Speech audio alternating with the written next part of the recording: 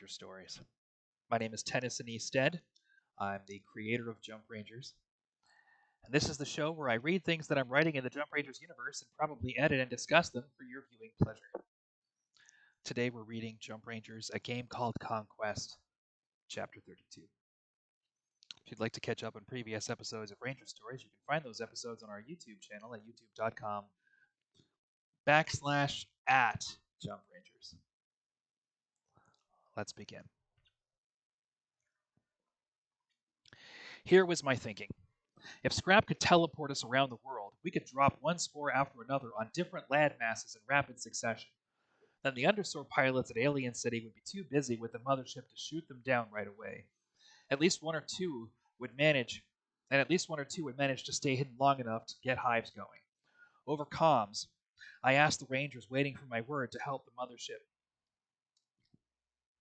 Dangerous deal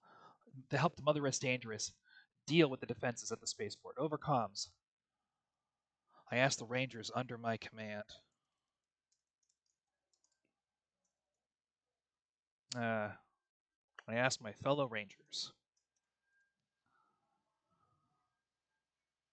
to help the mothership Dangerous deal with the defenses at the spaceport. To help the mothership Dangerous keep the spaceport busy.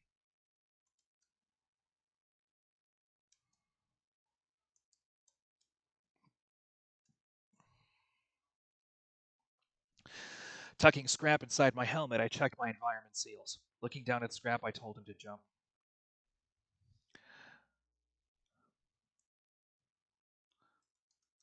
Glancing at Scrap through the corner of my eye, I told him to jump. Suddenly released from the atmospheric pressure of the Earth, I felt for a moment as if I was inflating, hanging over the gray mass of our homeworld.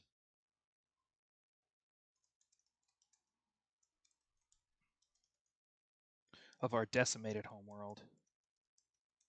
I reached into my pocket and pulled out a small rock-sized spore.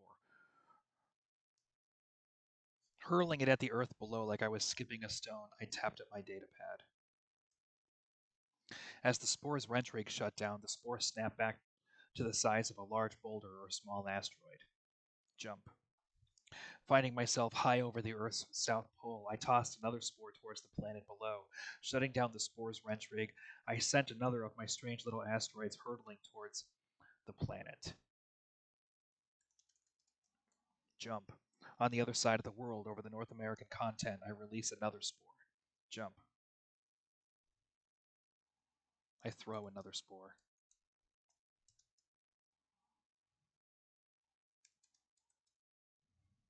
Down at the Earth. Jump over the African continent, unmistakable in the way it tapers down towards the Antarctic. I throw my spore and big it up. From here I can see the flaming contrail of the mothership Dangerous as it settles over the island city of Tokyo. Jump. Popping into existence over South America, I throw a spore. Right then, I had no reason to think that things were going wrong. Much as this was going to cause problems for me and the Sarge, I was actually starting to feel excited. Much as our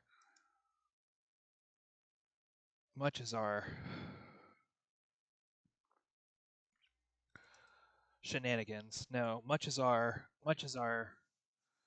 disobedience was going to cause problems for me and the Sarge, I was actually starting to feel excited. Jump. Over the continent of Australia, across the curvature of the Earth, I could actually see the flaming meteor that was the spore I'd released over Africa. Flames poured off the strange asteroid as it punched its way through the atmosphere. Violent and spectacular as this was to see, even from so far away, there was nothing surprising about it. When the spore exploded, that surprised me. Seeing the spore erupt in a fireball, seeing it shower flaming debris over the landmass below, hit my gut like I'd swallowed an ice cube. So I said asteroid once too many times.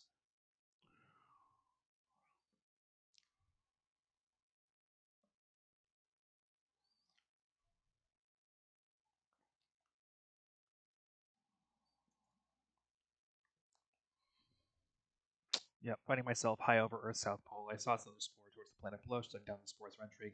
I sent another one of my streams.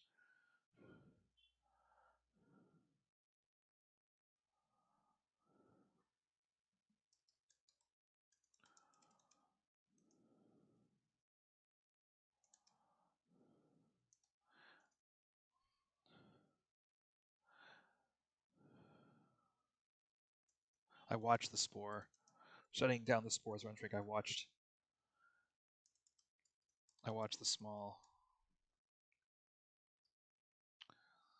chunk biomatter. So shutting down my Rentrig, I watched the spore enlarge. There we go. Okay.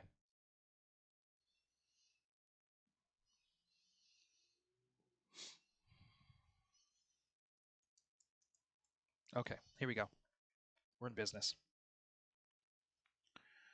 Scrap, can you take me to see what's happening? So I hit. Okay, so when the spore exploded, that surprised me. Seeing the spore erupt in a fireball, seeing it shower flaming debris over the landmass below, hit my gut like I'd swallowed an ice cube. Scrap, can you take me to see what's happening? Yes. Jump. Whipping through the upper atmosphere, plummeting towards the dried out wasteland that replaced what the pictures claim was once a lush, green expanse of land. I reached out and caught the air with my limbs to stabilize my fall. Looking around, I can see two Pegasus space fighters roaring their way back out of the atmosphere and into space.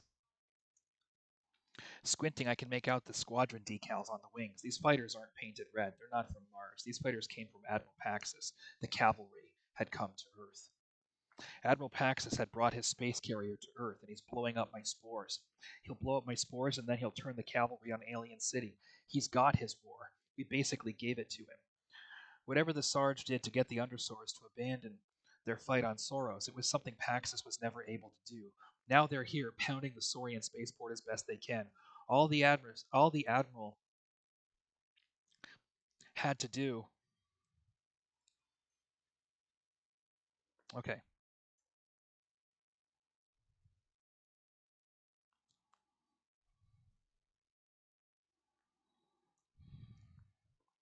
All the Admiral needs to do is watch for my meteors, blow my spores out of the sky, and join the fight. All the Admiral's forces will join them. Okay. Mars will join too. No colony will want to sit out this fight once they hear that human soldiers are dying on Earth. Humanity will be in a full-on war against the Saurian horde for the future of our homeworld, and we'll either need to win or die. Whatever the Sarge did, it was something Paxis. Now they're here, pounding the Saurian spaceport as best they can. All the Admiral needs to do to get his war. All the Admiral needs to do is watch for my meteors, blow my spores out of the sky, and join the fight. Mars will join too. Okay. No colony will want to sit. No colony will refuse to fight once they hear that human soldiers are dying on Earth. Humanity will be in a full-on war against the Saurian horde for the future of our homeworld, and we'll either need to win or die. Even with the help of the mothership Dangerous, even with the spaceport disabled, Dangerous is just one mothership. Maybe Alien City is the only major Saurian population center on Earth. Maybe Alien City is the only major Saurian landing zone on Earth. But there's plenty of other settlements here. They'll bring more motherships. They'll build more spaceports. How could I not see this? If the Undersor rebels are here on Earth, the Admiral has everything he needs. After everything I've done to find a better way, I've given him his war.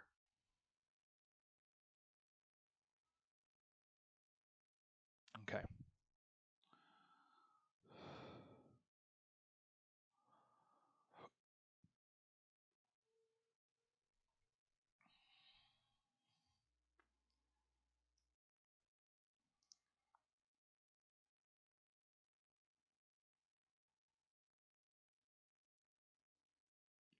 Okay, it's a little repetitive.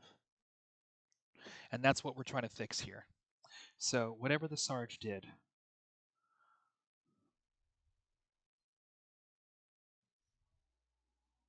okay. Think about it. To get him, okay.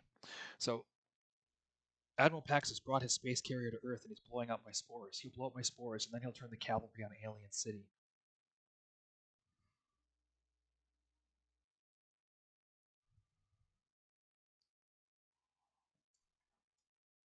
Think about it. To get his war, all the Admiral needs to do is watch for my meteors, blow my spores out of the sky, and join the fight.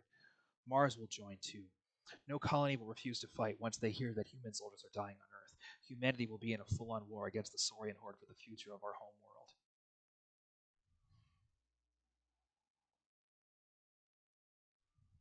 Humanity will be committed to a full on war against the Saurian horde for the future of our home world, and will neither need to win or die. Even with the help of the Mothership Dangerous, even with the spaceport disabled, the Dangerous is even. Okay.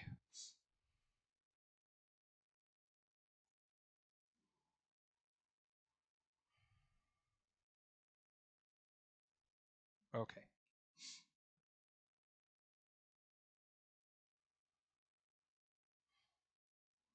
Maybe Alien City is the only major Saurian landing zone on Earth, but there's plenty of other settlements here.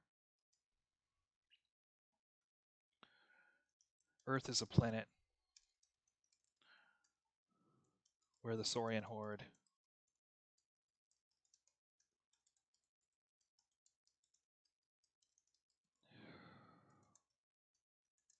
has a lot to lose.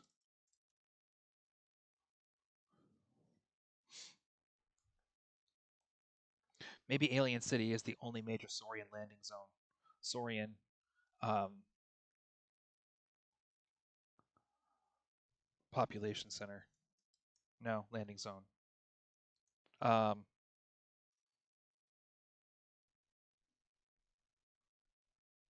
maybe is the only major Saurian.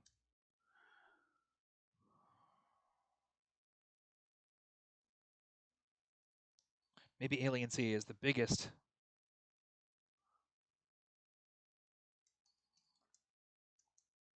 Saurian. Maybe Alien City is the only Saurian spaceport. That's what it is. But there's plenty of other settlements here. Earth is a planet where the Saurian horde has a lot to lose. They'll bring more motherships. They'll build more spaceports.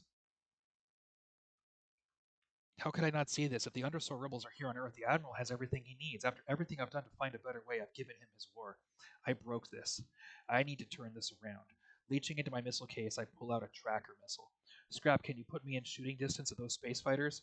With my firecracker at the ready, I flicker into existence right between the Pegasi as they roar past me in formation. Turning around, I aim my firecracker and shoot. Rocketing forward through open space, the tracker clamps onto the back of the leftmost fighter's cockpit housing. When that fighter lands, we'll know where the cavalry is. Now all I need is a plan. Okay. That's a short chapter. I think chapter 32 and chapter 33 are both pretty short. Um, and I think chapter 33 is the last chapter, if I'm not. Yeah, there's one more chapter and an epilogue. The epilogue I wasn't very happy with, so we may have some work to do 2 weeks from now. And then once that's done, I'm going to continue editing this in private. I'm going to read through other stuff that needs to be fixed. We're going to do all the data deck files in Jump Rangers. And so there's plenty to keep editing. Ranger Stories will continue. And I'll be working towards publishing this book in probably a different form as it evolves. Meaning there's going to be substantial edits, I'm sure. Working with an editor and doing all that, the book is going to surely change. But I'm excited for that process, and this has been a good first step. We're almost there. Thank you very much for watching. I was really happy with how our episode of The Rookies went on Monday. So if you haven't been watching, if you haven't been following around along with the gameplay streams of Jump Rangers, the tabletop role playing game, please do check out The Rookies on our YouTube channel at youtube.com/@JumpRangers. It's 4 sessions in, plus I think session 0. It's been a lot of fun. The two players are Buster the Destroyer and Liz Ransdell. Liz Ransdell is a comic writer. Buster the Destroyer is a Star Citizen streamer. Both of them are people I've wanted to get to know for quite some time, and they've been extremely positive members of the communities where I know them, good people. I'm glad to finally have a chance to hang out with them, and we've had a blast playing the game, so please do check it out. And we're almost at the end of this Ranger story, so I'm excited for what's next. And I think that's it. I think that's all I have to say right now. It's been a busy week, and there's work coming in. Um, so things might get a little bumpy for a week or two while I'm screenwriting, but I'll be back in no time if that's the case. Just stay on, ask questions on social media, and if you ever want updates, the best place to go is Twitch. Not Twitch. What's it called? Discord. I'm on the Discord all the time. More and more, in fact. So, yeah, let's get this wrapped up. Thank you for watching. I hope you're enjoying this. I'm excited to move this book to the next level. I'm working with Federico on a book cover and working with Lucinda on a publishing plan. Federico and I have started talking about a little Jump Rangers animation to wet people's whistle for what the future holds from the Jump Rangers universe. We're making a plan to chart out what exactly needs to happen to get the tabletop role playing game published. We're going to get a layout person onto the project to help us figure that out. That money is something I'm working on finding even as we speak. And every subscription matters. One of the things I want to pay for is some dice to give subscribers.